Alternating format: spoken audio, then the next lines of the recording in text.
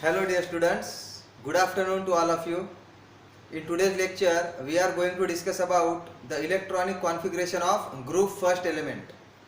पिछले वीडियो में हमने देखा था ग्रुप फर्स्ट एलिमेंट में जो भी एलिमेंट्स है उनको याद कैसे रखा जाए, उसके लिए मैंने बहुत अच्छी ट्रिक आपको बताई थी। तो आज हम स्ट्रेट फॉरवर्ड जाने वाले हैं electronic configuration of each and every element belonging to group first. Okay, so just we will discuss about the electronic configuration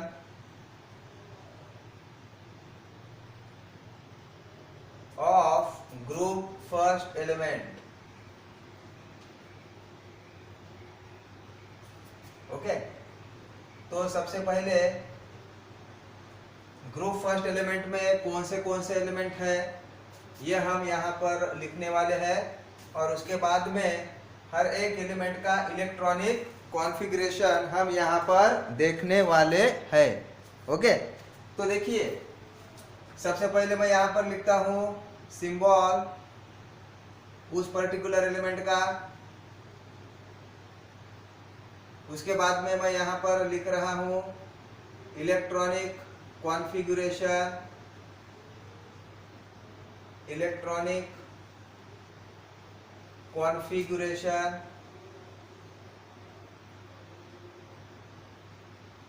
उसके बाद में मैं यहाँ पर लिख रहा हूँ outer most electronic configuration, outer most electronic configuration. Okay, तो देखिए अब यहाँ पर कौन से एलिमेंट है ये मैं यहाँ पर मेंशन कर रहा हूँ।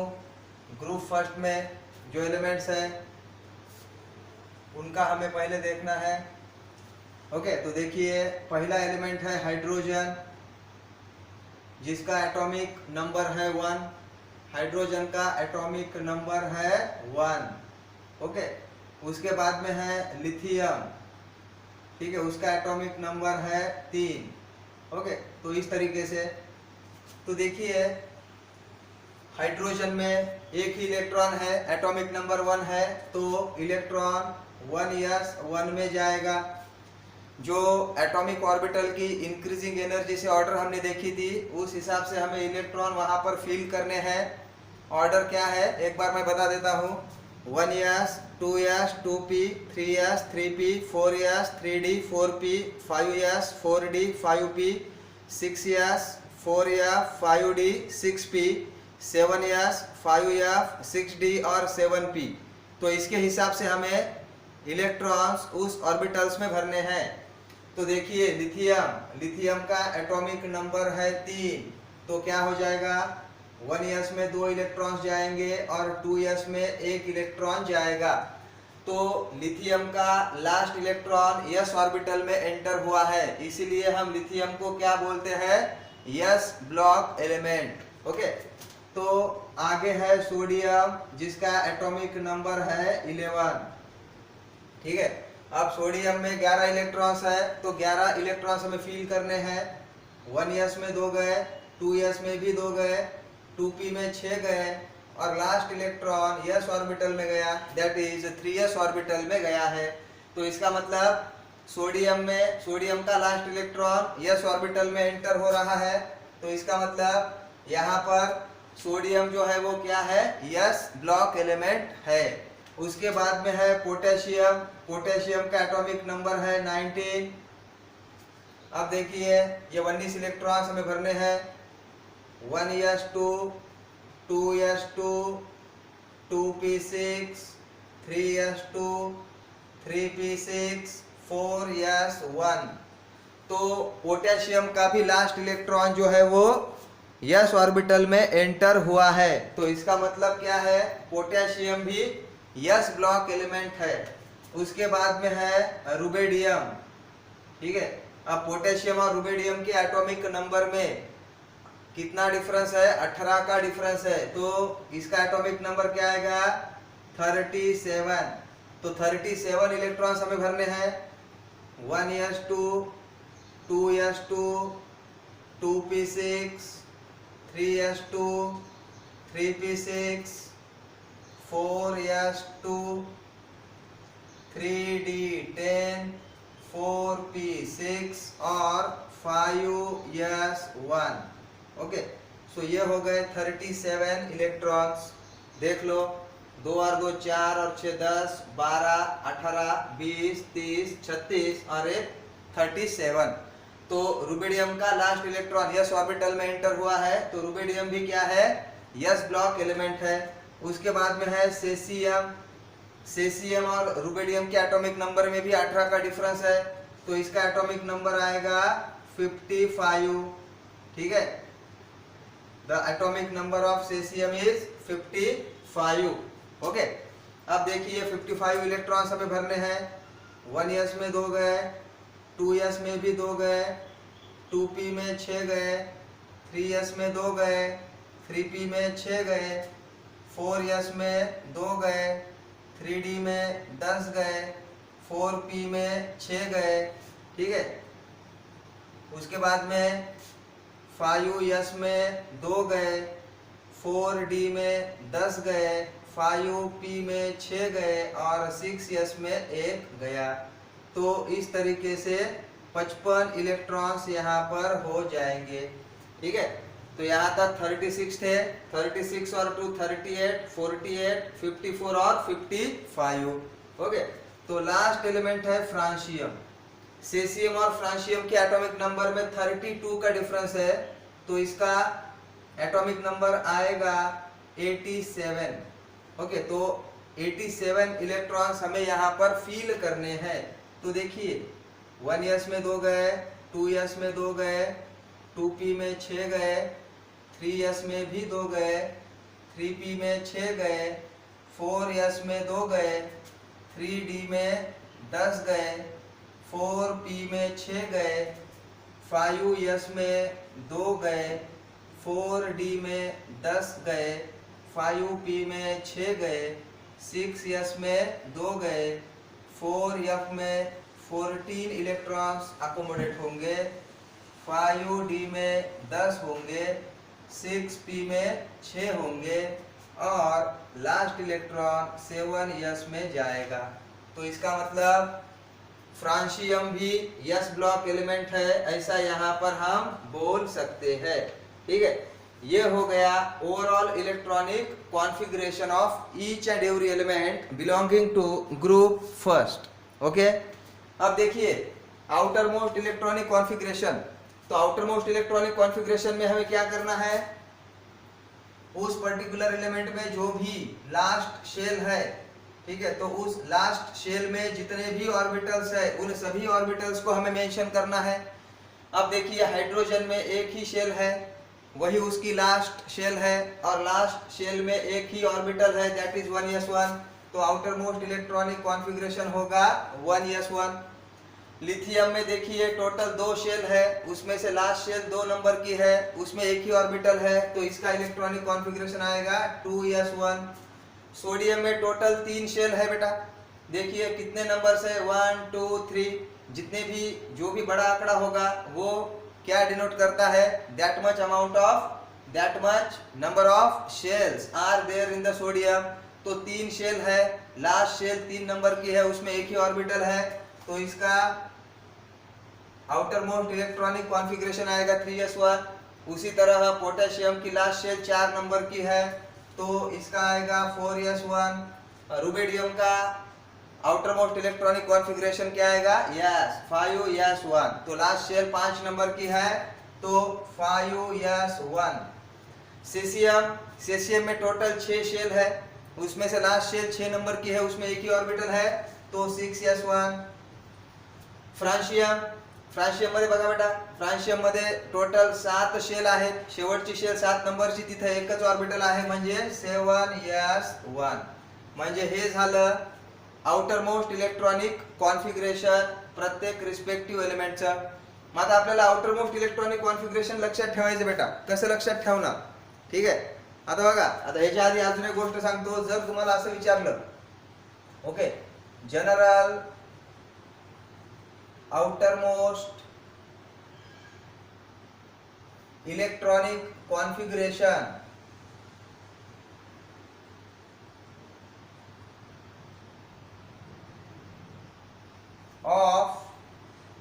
ग्रुप फर्स्ट एलिमेंट्स, ठीक है, ग्रुप फर्स्ट एलिमेंट्स का general outer most electronic configuration अगर हमें बोला जाए तो हम क्या बोलेंगे, तो उसे हम कैसा लिखने वाले हैं, देखिए ये 1 2 3 4 5 6 7 ये जो नंबर है वो हमें क्या डिनोट करता है, वो डिनोट करता है प्रिंसिपल क्वांटम नंबर, और इसीलिए general outer most electronic configuration group first element का क्या आएगा, NS1।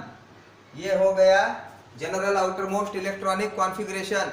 अगर हमें एग्जाम में क्वेश्चन आता है ऐसा ऑब्जेक्टिव में, which of the following is the general outer most electronic configuration of group first element, और उसमें अगर हमें अलग अलग ऑप्शंस दिए जाएंगे, सपोज पहला ऑप्शन है NS2, दूसरा ऑप्शन है NS2 NP1, तीसरा ऑप्शन है NS2 NP2 और लास्ट ऑप्शन है NS1, तो करेक्ट ऑप्शन क्या होगा, यस 4 नंबर का करेक्ट ऑप्शन होगा। ठीक है, तो ऐसे MCQs यहाँ पर हमें बन सकते हैं, तो ठीक है, तो उसका करेक्ट आंसर हमें वहां पर चुनना है। बराबर समझ में आ रहा है? चलो आगे जाते हैं। ये हो गया इलेक्ट्रॉनिक कॉन्फ़िगरेशन।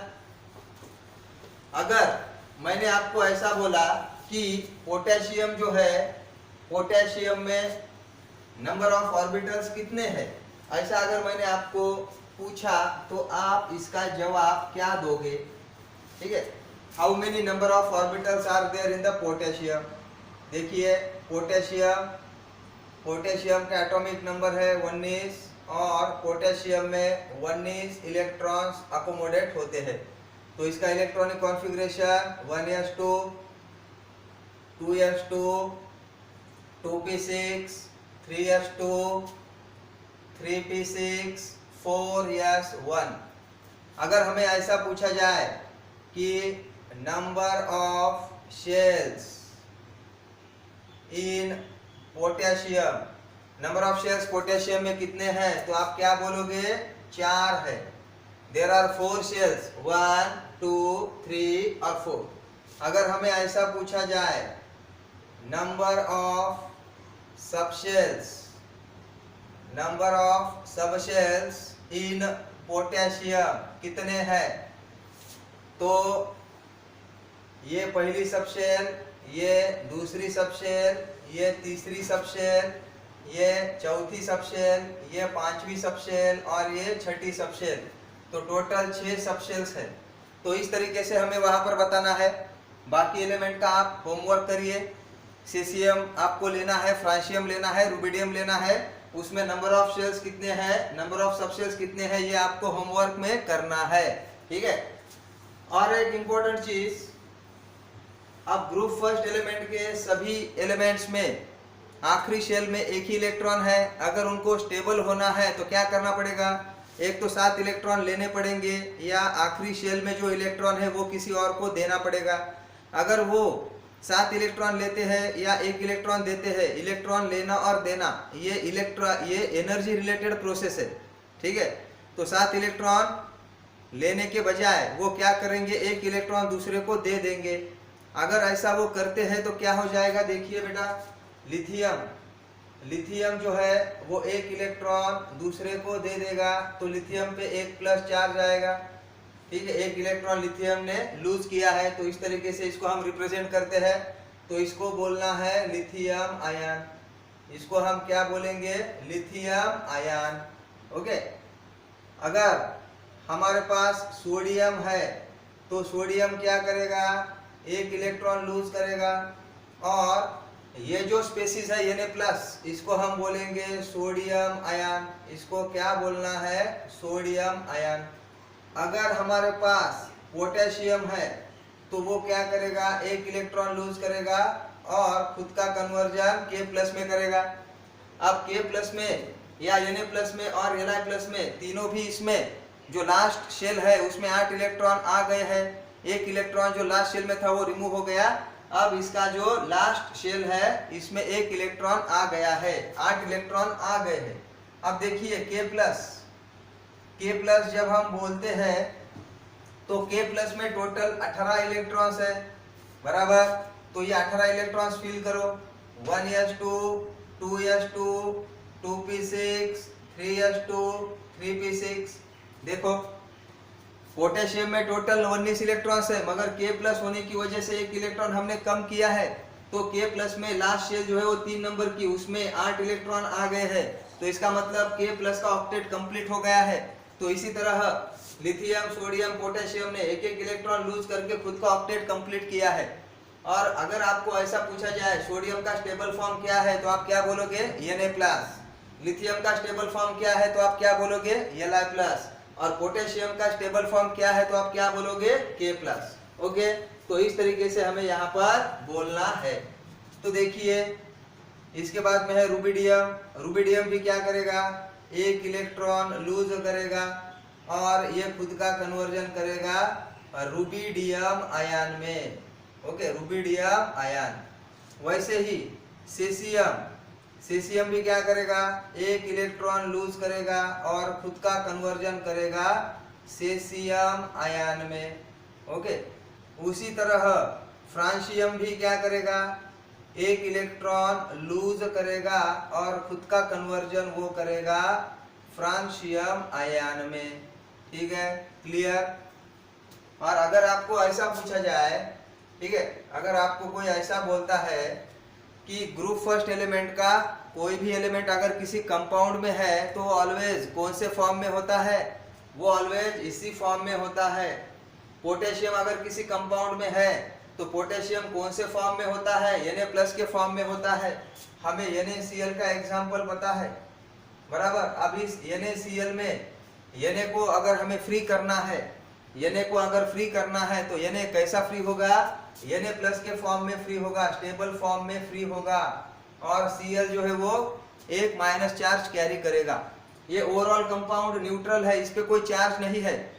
अगर जब हम इसमें से Na निकालते हैं तो Na+ के फॉर्म में जाएगा, तो ये Na पे जो एक प्लस चार्ज है उसको बैलेंस करने के लिए Cl पे एक माइनस चार्ज आ गया है, इसीलिए इसका डिसोसिएशन कैसा होगा? Na+ + Cl-।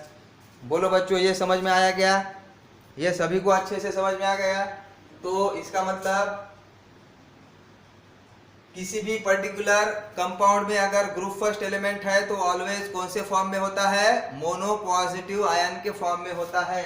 ठीक है, all the elements belonging to group first if present in any compound। ठीक है, ग्रुप फर्स्ट वाले कौन से भी एलिमेंट अगर किसी पर्टिकुलर कंपाउंड में है तो then they are present in always mono positive ion form. Mono positive ion form. ठीक है, तो वो मोनो पॉजिटिव आयन फॉर्म क्या है?